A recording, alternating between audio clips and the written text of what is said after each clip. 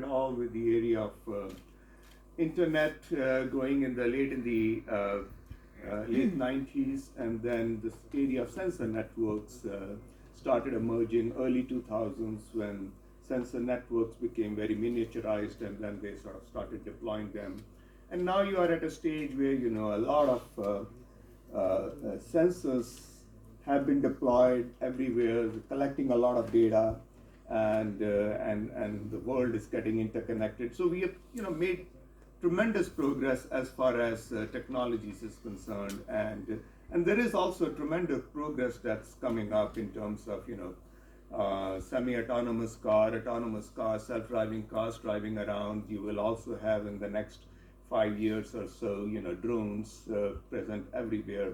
So the technology is kind of developing very, very fast and very rapidly, and things are proceeding great there. So when I was working at National Science Foundation, NSF, at that time, the legislature came to us and asked, okay, do you need a new program in IoT? What's going on? So we looked at around what all research was happening, what we were funding, and really, there was a lot of, we said, well, we've been doing IoT research almost for the past 20 years, and there is really no need for a specific program because we are already funding the right kinds of things. But then they said, okay, so what's missing? So really what was missing at that point, then the concept of smart cities, smart communities was coming up. And really what is missing is how do you apply all these technologies and make them work for the regular people, okay?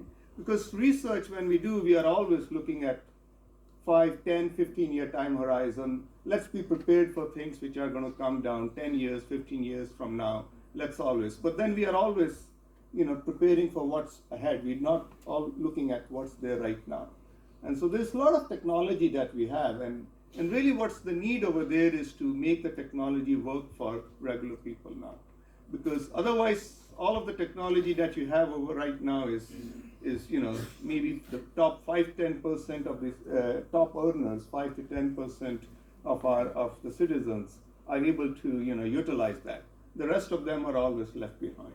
So that was the kind of the program that when we started funding programs in smart cities, that was the concept that any proposal that needs to come really needs to have not just academia, but it needs to have a city organization as a participant. It also needs an industry participant who's ready to invest right now. And so that you can sort of look at the technologies that they and make them work for people right now. So that's kind of where I think the really impact of smart cities and smart communities research is how do you take the technology that sort of exists right now and make it work.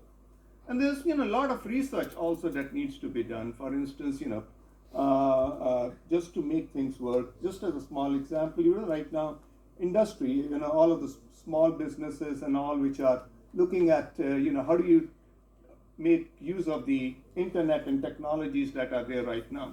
And all they have right now is Wi-Fi connections that they can use. But really technology, small businesses are not really prepared to do that, because really what they are dependent upon that is that if my business depends upon all of the technologies right now, the internet and everything, then is it going to be always available? And what's the performance? Am I going to get a real-time response? And right now, if I'm using apps on the phone, well, the internet may be up, may not be up. And if I get a response, it may take me, a few milliseconds, or it might even take me a minute or 2 minutes.